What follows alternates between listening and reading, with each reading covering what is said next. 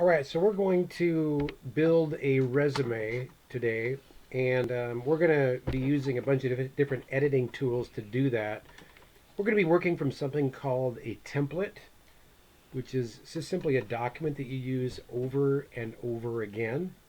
And just a reminder, when we say resume, that brings up all kinds of different visions in your mind. And I always ask the question in class, what's the point of a resume? What's the number one goal of a resume? And 90% of the time I get to get a job, to get a job. Well, yes, ultimately you're trying to get a job, all right? But you have to understand, especially for professional positions, it is extremely competitive out there. It's very difficult to get a job, all right? So your main goal of a resume is to get your foot in the door. And I do this demonstrative thing where I go outside my room, I tell the class, you're the company. I'm trying to work with you guys. I really like this company. I want to work here. This is awesome. And I step outside my door. I open up the door, and I just stick my foot in the door, and I try to slam the door shut. And of course, my foot's sitting there. And I just give that visual image of I'm just trying to get my foot in the door because it's very competitive. You don't know me. I don't know you. And I'm just trying to work at your company. Okay? So your number one goal of a resume is to get your foot in the door, which is often in the form of, at least to start out with, maybe a Zoom or Skype or telephone interview. Just a meet and greet. Just let's go over your resume a little bit. Let's see if you're even somebody we're interested in before we actually call you in for a face-to-face interview. And understand those interviews may go 2 and 3 different interviews before they finally make a decision. Okay? So there's all kinds of different ways that companies operate. All right? So that's the resume. Number two is your goal initially, especially starting out as an entry level position or your first professional position, is probably to have a one-page resume. One-page resume. Okay? That's the second thing you need to think about is one-page resume. Okay? Thirdly, when it says resume, just assume it means something called a cover letter, which is a example of your writing, a 3-paragraph business letter, which describes where you heard about the job, why you're the most qualified, that your goal is to get an interview, that your resume is attached. And by the way, all this stuff anymore with most employment situations is all uploaded to some human resources website. Okay? That's, I guess, the next item with resumes. And then finally, you have to understand you only have one chance to make a first impression. And that potential employer or that human resources person that's screening those resumes the first time, you may have spent hours building your resume, but they're probably only going to spend 30 seconds the first time just scanning through your document to see if this is a good fit for them. All right? And then finally, again, I can sit here and talk for hours about interviews. Again, I have 20 years of industry experience. I've been on both sides of the interview table many times. I've seen all kinds of shapes and flavors, all right? But understand when you go into an interview, you're also interviewing them. You need to determine, is this job for you? Is this a good fit? And also understand that interview is probably going to be a capsule of the job. If they're all stressed out or nervous or whatever, then when you get to work there, then you're probably going to be stressed out and nervous. If they're kind of laid back and relaxed, that's probably what the work environment's going to be like. So don't dismiss those funny voices in your head when you walk out of an interview and go, that was a strange question. That guy was weird. That person didn't answer that question very well. Or I just had this weird vibe while I was there. Pay attention to your kind of your inner talk as you walk out of an interview and what kind of vibes you're getting from that company because you're trying to find the best fit for yourself as well. And then also make sure you have somebody else look your resume over for typos and be very, because again, I'm looking for attention to detail when I'm looking at resumes, especially if I'm only reading it for 30 seconds. And if I see some misspelled word or some typo or whatever, I'm going to just think, oh, they just did a machine gun resume. They're just trying to get whatever job. They don't know anything about my company. Plus, they made an error on their resume. And if you're looking for attention to detail, that immediately goes into the circular file, also known as the garbage can. Okay, so here we are. Our resources you will need for this particular project, for the resume. It would be nice if you had a paper hand or a copy of the paper handout that I have of the PowerPoint slide thumbnails. which is a 12-page document here. Secondly, you'll need to have the cheater text for Chapter 5 available, which I will have either on Google Classroom or out on the College Place High School shared folder under Word Chapter 5. So you'll need to have both of those available. Then, of course, I'm in a blank Word file here to start out. I'm going to be working from a template. Now, I'll just explain to you that I've had some issues with templates in this particular version on my laptop. But I will also have the resume template used for this assignment also included in my Chapter 5 documents. So here we go. We're going to build a resume for Dwayne Jackman. And first of all, make sure that on your Home tab, your marks are turned on. Yes. Okay, show hide marks. And go to your View tab and make sure that your ruler is checked. So you have your horizontal and vertical rulers showing. Okay. And now I'm in the bottom right, page 1, File, and New. I'm going to go find a template. Now, if you have an ordinary version of Word, it's not broken like mine, you should be able to go to Search for Online Templates and type in Resume, okay? And then you click on something and it brings up a whole bunch of different options. Okay, unfortunately, mine doesn't work. Hopefully yours works better than mine. Okay, I'm going to go back here to my home here. I actually have that under shared here. Your featured resume should work. Mine didn't. I'm going to go to shared, and I have this template document called resume that I'm going to pop in here. And there's my resume. Let's get my view here to zoom in to 100%. Here's my resume template. Again, a template is a pre-formatted document that you can reuse over and over again. Okay. So here we go to page 2 of my document, and I'm going to say I'm going to create, click the create button to create a new document, and I already did that, and I'm going to call this the file, save as, save this to my documents folder. I'm going to call this the Jackman resume. Now, I was working on a previous document here. I'm actually going to save over the top, but the first time you save that, it probably doesn't ask you to replace it. It's a new file. Jackman resume is the name of our file. Okay. I'm going to mess around here a little bit with theme colors and theme fonts. So I'm going to go to my design tab over here. Over here to the right to theme colors. Drag my mouse pointer through some of my options down here.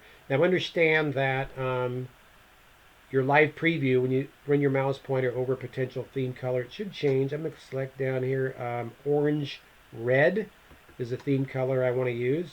Change that a little bit. Okay. I'm going to go to my layout tab and I'm going to set custom margins. Down here at the bottom, custom margins. My top margin is 1 tab. My bottom margin is 0.5. My left margin is 1, and my right margin is 1. Now let me pause really quick here. Again, our goal is a one-page resume, right? There's this thing called white space where you have some blank stuff in your document to kind of separate different sections. And some people, because it's a one-page resume, they try to have like 0.3 or 3/10 of a top left, bottom right. They have 6-point font, really teeny font. They try to cram everything they can into their resume onto one page. That is not the point of a one-page resume. Less is more. Focus on what your employer needs to know. Cut out the fluff. They don't need to see it. They're only going to spend 30 seconds reading your resume the first time. Second time through, if you make the first cut, they might look at it some more. Okay? Click OK. Now I want to make sure that I'm going to click down here on my address line down here. I already have this turned on. You might not. I'm going to go over to my Table Tools Layout tab. And make sure your View Grid Lines over here in your table group, make sure View Grid Lines is clicked on, turned on, so that you can see the outer sections here, or the limits of your various table areas. Okay? Let's go to Design and Fonts. I'm going to go down and find the Arial, black Arial. Arial Black being the heading font, Arial being the body font. I'm going to select that particular theme font using good vocabulary here. On to page 3. All right. And I'm going to click on your name, content control. We're going to type in Dwayne. This, by the way, this is all caps automatically. And you might want to put in a middle initial or your full name or whatever. All right. Okay. And let's go down to street address. Content control 4413 Parker Road, New Orleans, space, Louisiana, 70116. Now let me pause really quick here. When you type in your address, make sure you type in your complete address. Street, city, state, zip. Don't omit any of that. And also, if it's road or avenue or street, spell out the word. This is a very formal document. All right.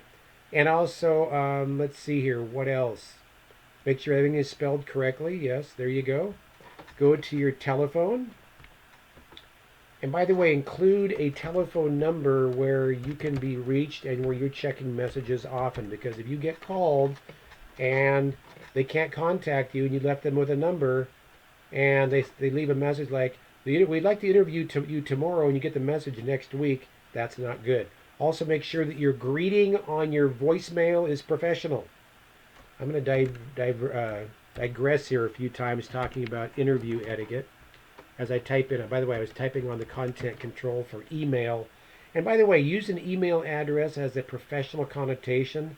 I've heard of hotchick@yahoo.com, beerme@gmail.com. Probably doesn't elicit the type of response you'd like to get from your employer. Okay. Let's go back to I'm in my design tab right now actually, after I typed in my phone number and my email address. I'm going to come up here to my theme fonts. I'm going to go down here to customize fonts. I'm going to change my body font. I'm going to run my mouse pointer, just click on Arial. I'm going to start typing Times, and there's Times New Roman. I'm going to change my body font on this particular document. I'm going to run my mouse pointer through the name of this new theme font. We're going to call this Resume Text and save. Then we're going to go to Theme Colors. Customize colors. I'm going to create a new theme color font. I'm going to go to Text Dark 1, Text Background Dark 1.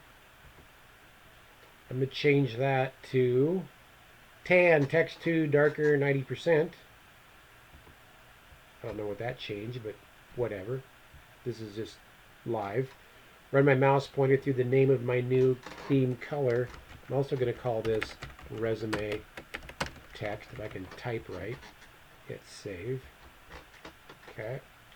Let's go up to page 4 here. I'm going to make this a 2-section demo, by the way, because this is fairly lengthy. Let's go over and click on Themes, and we're going to say Save the current theme. And we're going to call this Resume. Now, mine already was saved before from a previous attempt at this. Yours probably saving this for the first time. I type in Resume and hit Save. It probably doesn't ask you to replace it. It did for me. So we now have a new theme called Resume that maybe we want to use later on for some other document or for our cover letter, so it matches up with the look and feel of our resume, something like that. Okay. Click in your objective content control. All right. Now, objective, if you're looking for a minimum wage job, you probably don't need to have an objective. Or maybe I'm trying to get customer service experience, or maybe I need a summer job to save money for a car or whatever. But for a professional position, the objective tells the potential employer that you have tailor-made or customized this particular resume for this particular job. Okay? Rather than shooting what I call machine gun resumes, we just go around town and just drop off your resume anywhere and hope that one of them sticks. Okay? I'm going to go to my cheater text. Up here on my cheater text 1, objective, professionally, period. Control C to copy. Back to my resume, into my content control. Control V to paste. And just for good measure, I'm going to click on this drop down arrow and say keep text only. So there's my objective for my resume. Okay, let's scroll down here a little bit.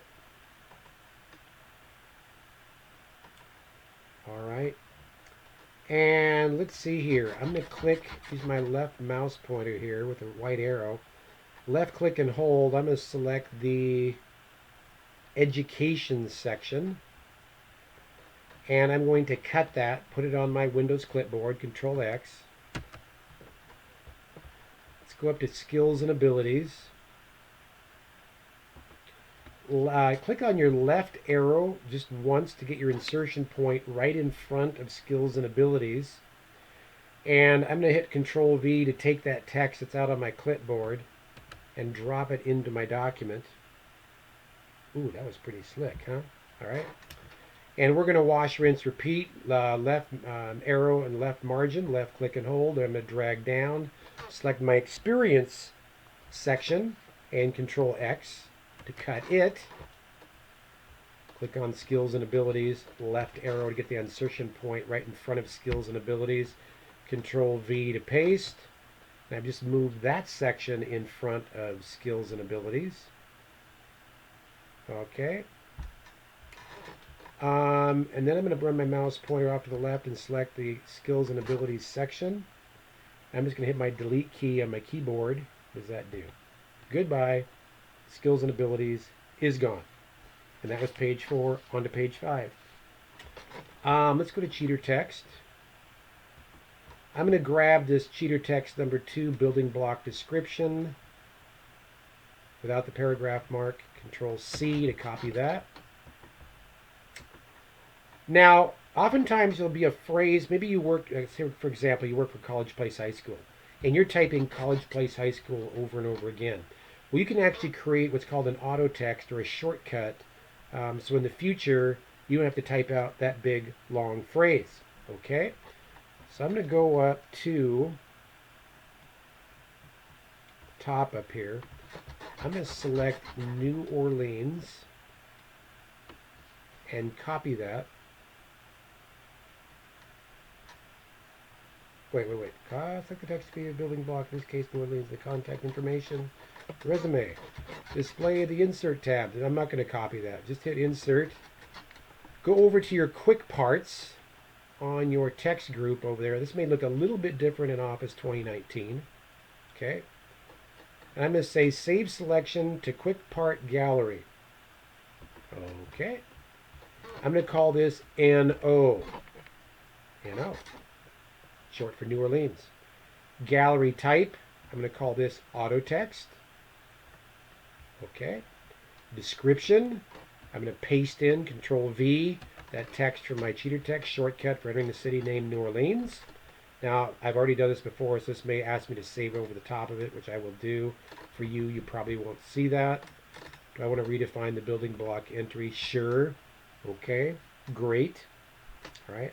So that's now a building block auto text entry, and I'll show you what that means here in a moment. Let's go down to my education, down to dates from. All right. I'm going to start typing in SEPT, and it goes, oh, you're trying to type in September. If I just hit the enter key, it drops in the rest, and space 2018. I'm going to click on the to content control. Again, the template just does the work for you. It lays it all out. May 2020. All right. Degree for my education is, pause here just for a second. I think I might have missed a step back a ways here. Hold on here. Skills and abilities, cut, paste, boom. I think I needed a second row for my education control. And I think I missed that. But you know what? This is kind of a learning experience. You probably went weird, and I think you missed that back there. Yes, I did. Okay. All right. Let's just kind of undo this really quick. Undo, undo, undo, and undo, and undo. Okay. And I'm going to left click off to the left. I'm going to select that entire row. Control C. Then I'm going to paste. Control V. And just for good laughs from my paste options, I'm going to select merge table. I don't think that really does anything. I wanted a second row to my education thing there. Now let's go back and did what we did before.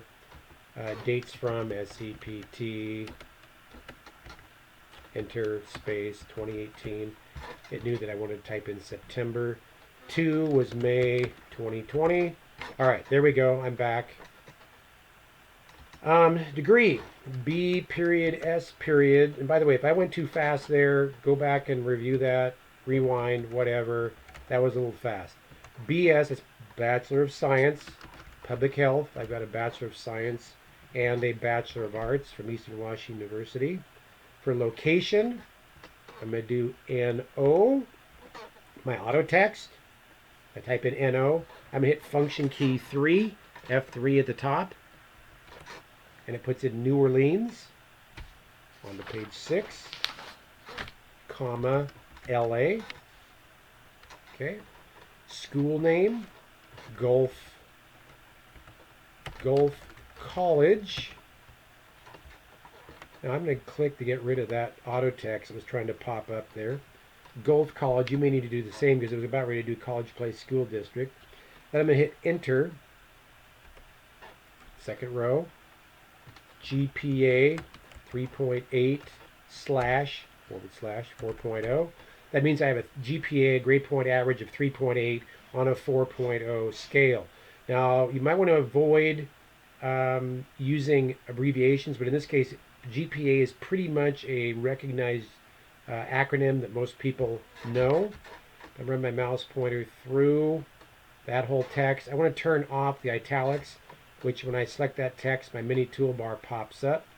I'm going to click on I to unitalicize the word. Okay. And let's see here. Let's go down to our cheater text. Let's grab with our white pointer over here, left click and hold, select that whole thing there, and Control C to copy. I don't want to make this a typing exercise. This is a formatting exercise. Left click off in the left margin next to that second row to select it, and we are going to paste. Whoops. I just did a boo-boo. I probably shouldn't have inserted that second row. Again, another learning experience. I'm going to left click and hold here off to the left. I'm going to go up to my Table Tools Layout tab, and I'm going to delete rows. I want to get rid of that whole row. All right. Again, it's live. I'm not going to go back and edit this. You're seeing my foibles along with everybody else. Okay. So there we go. We got that in there. We brought in the cheater text for our document. Now we're going to go down to our experience section. And by the way, your resume is only going to go back about 5 or 10 years to what's really important. Okay. So, oh, by the way, I forgot to turn off my italics. I'm going to run my mouse pointer through that. Turn off my italics. So after you're a professional and you have about 10 years of experience, people don't care about your job 20 years ago. Or even some of your schooling. Like I took a year of accounting at community college, my senior year of high school. After about 5 years, that became really non-important to my resume. So I dropped it off. Now if you see my resume, Walla Walla Community College, it isn't even listed there. Down to my experience, the second row of my experience section. Okay. I want to get rid of that because I'm only going to have one example of experience to match this job. Table Tools Layout tab and delete rows. Goodbye, second row of experience. Okay. And I'm going to come down here to dates from November space 2018 to present. By the way, employers look for gaps in your experience, gaps in your education. Why did you have a 2-year gap on your resume? It shows nothing. What were you doing? Okay. Job title, customer. By the way, spell customer correctly, please, and not costumer. That used to be a joke with a former student of mine. Customer service agent, comma, New Orleans. Actually, let's do that correctly here. Let's do NO and function key 3. That's shortcut for New Orleans, comma, LA. And company name, Harbor Nutrition. Nutrition. Let's spell it right. N-U-T. Fumble fingers, right? Okay, Harvard Nutrition. Back to our cheater text. Let's go grab the experience section. And by the way, you don't have to write a big, long narrative here when you talk about your experience. Again, if you are matching or customizing your resume to the job, then you should be looking for describing your experience which matches the information in the job advertisement. What is this company looking for, and how does your experience specifically relate to it? I'm going to click on that content control and do Control V to paste. I did Control C, by the way, before, copy. And I'm going to again do keep text only just to make sure I'm consistent. All right. Now you see I've got a bullet there. I've only got one item. I don't really need the bullet in my table. It's already going to be separated. So I'm going to go up here on my paragraph group and just click on, with my insertion point just somewhere in that paragraph, click off bullets to turn that off. And I'm on to page 7 here. I think I was already on to page 7. And I did a quick one there. All right. I want to get my education dates on one row. So I'm going to go up to my education section. I'm up to right page 7, by the way. Left click and hold. I'm going to drag until those are all on one line, like so. Okay. And I'm going to do the same thing with experience. Maybe match. See the white dotted line, the dotted line. Then I'm going to match that first divider with my second divider.